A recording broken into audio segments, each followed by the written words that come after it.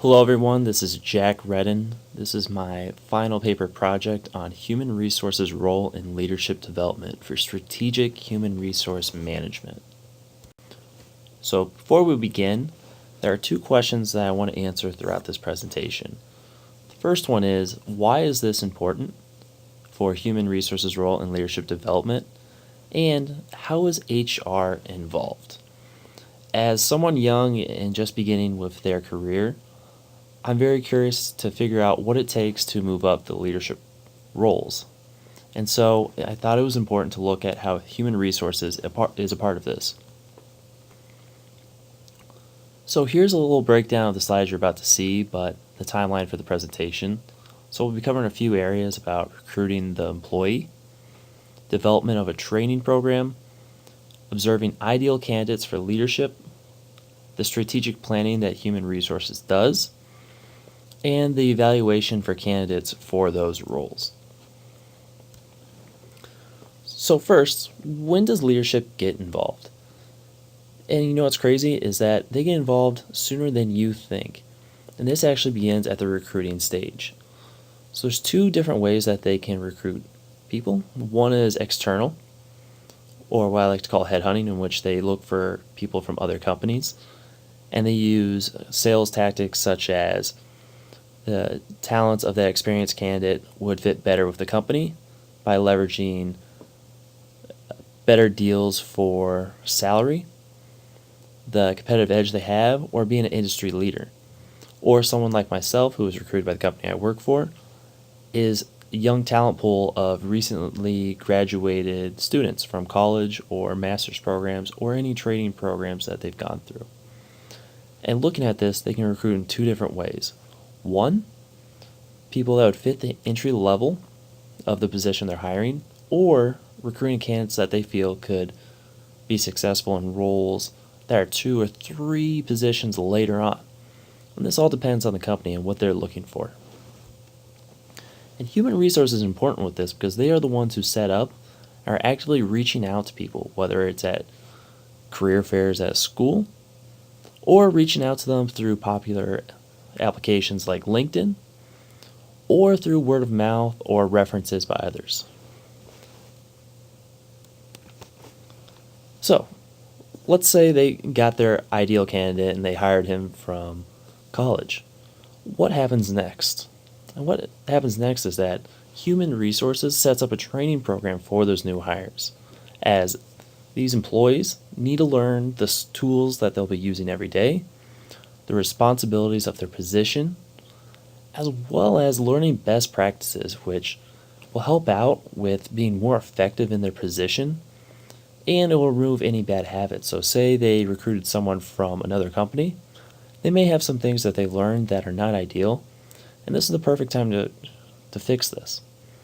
And studies show that enhanced creativity comes from training, as these employees are able to think outside the box on ways to improve their position after knowing all the factors that go in. So one example that I have here is Otis Elevator Company that I work for. When I recently took my position for a new equipment account manager, they had me train first at the office to learn the basics of everything. After a while, I was actually invited with other new equipment reps from across the country and Canada for a week seminar of learning more enhanced capabilities of my position, having better sales pitches and philosophies going into meetings, and just getting that motivation that Otis is there to make sure that I'm successful with my position. So, with these candidates, after going through a training program developed by Human Resources is now looking for candidates that fit the role for leadership. So there's a few different categories that they look at. The first one that's being pretty simple is job performance metrics. So we're looking at any yearly performance reviews that have been done with management.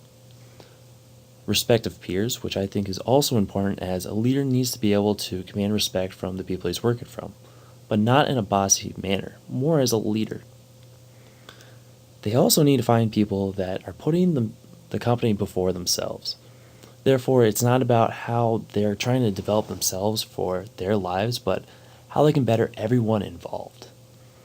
And this is a very critical component, and that's emotional intelligence, which means can they read other people? Therefore, if they see someone that's in a bad mood, can they approach them, figure out what's wrong, and motivate them to do their best? So HR, for all these areas, can get this information. The performance metrics can be attained from management of the employee. They can ask other employees that work with the ideal candidate to see if they have the respect. Just speaking with the employee themselves will see if they are putting the company first or if they're putting themselves first. And emotional intelligence is a little bit harder, but something you can find out after just observing the candidate and his normal environment. All things that human resources looks for an ideal candidate.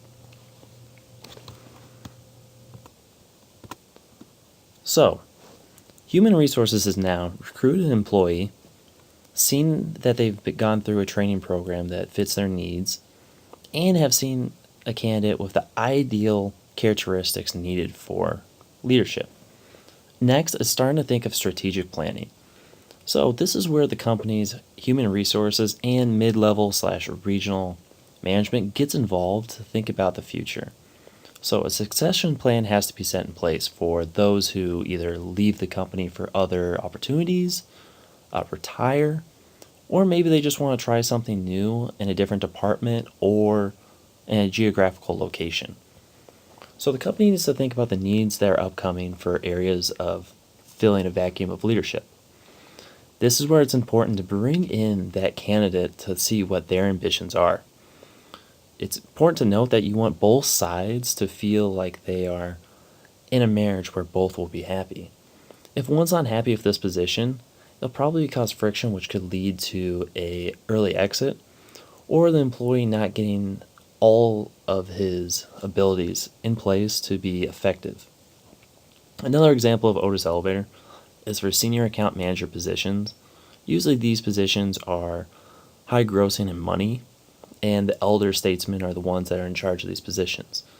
When they notice that it's time for one to leave, say they go to another department, another location, or retire, they put in place a plan for a ideal candidate to take over this position by shadowing the senior account manager, getting to meet his accounts, getting to make the relationships, gaining the skills that he needs to be successful, so there is no turnover in which the success in that position diminishes. And now, let's focus at the very end here of human resources involvement with evaluating leadership. So now that this candidate is in the position, it's important to make sure that they are effective in what they are doing. So, first they have to do is look at a few categories, and one is effective decision making. Personally, as a young rep like myself, I go to senior level management for decisions that I believe are above my head. Therefore, this leader has to be effective and make positive outcomes that bring profit to our branch and our region. Two, this person has to be able to motivate young reps like myself. There are times where I have a bad day or I don't win a job or project fails that I need to pick up from the leader to make sure that, my self-esteem's there and I'm ready to bounce back for the next project. And three is positive customer experience. So you want your customers to be happy with the work that your company is doing. So to gather this information, human resources can get all three. So with effective decision making, when they hear that a branch is doing well, it's probably because of leadership and they will hear about this and HR will get hold of it.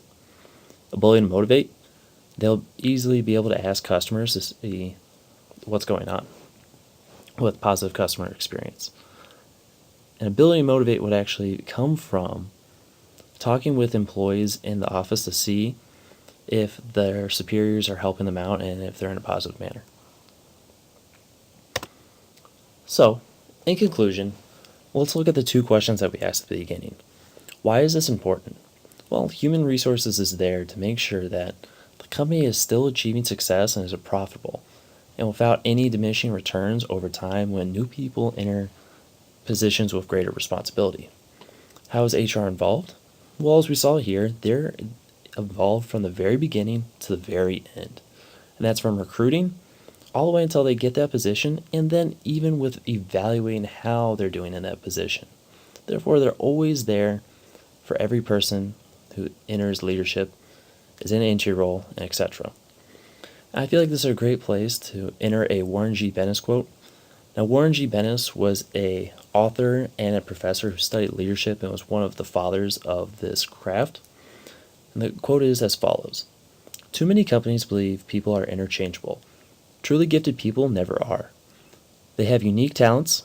Such people cannot be forced into roles that they are not suited for, nor should they be. Effective leaders allow great people to do the work they were born to do." And here's my works cited. Thank you for listening. Bye-bye.